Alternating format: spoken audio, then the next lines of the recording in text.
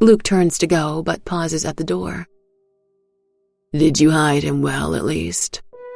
He looks at me now. I nod. He stares at me for some time. Then he sighs. "All right, then," he says before disappearing through the door. I hear the engine start, and the car leaves a moment later. Midnight Tales. Epilogue. The road to nowhere that is now forgotten.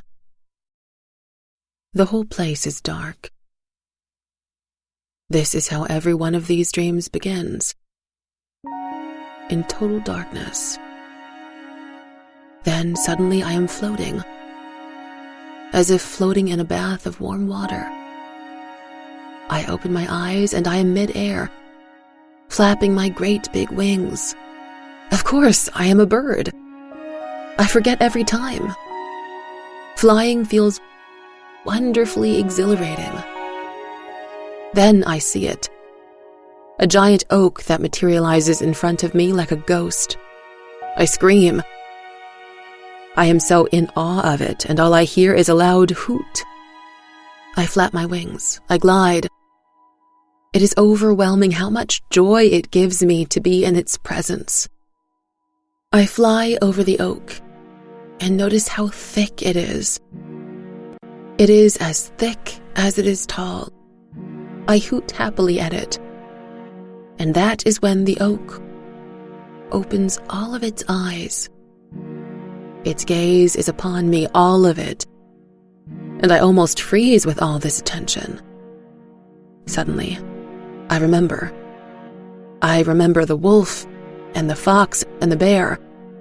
I fondly remember my little bunny who is so good at hiding. I panic. Where am I? Really? I demand to know. A star falls from the sky and drowns in the silver light of the moon.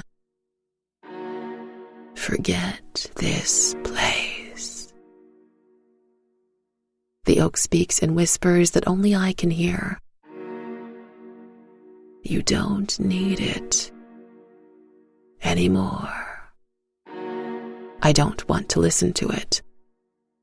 But I belong here, I plead. Nobody truly belongs here, the great big oak replies. This world does not really exist. You have yours, don't you? I know I do, but I will miss this one too. I circle the giant tree as I glide through the air. Thank you, I tell the tree.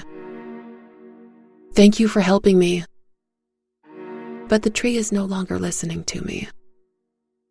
It does not need my gratitude. It takes no sides.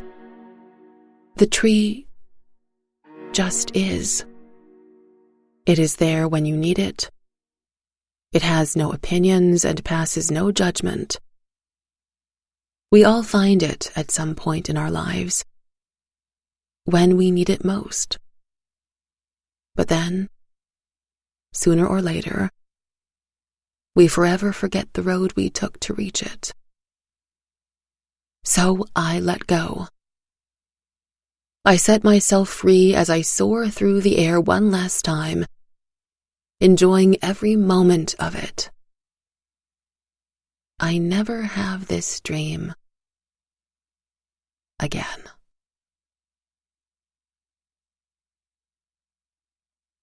Thank you for listening to Midnight Tales, a Crawlspace media production of a Pi Rational story from the in-between. Voice acted by me, Natalie Naudus. Music and post-production by David Williams. Written by Pi Rational writer.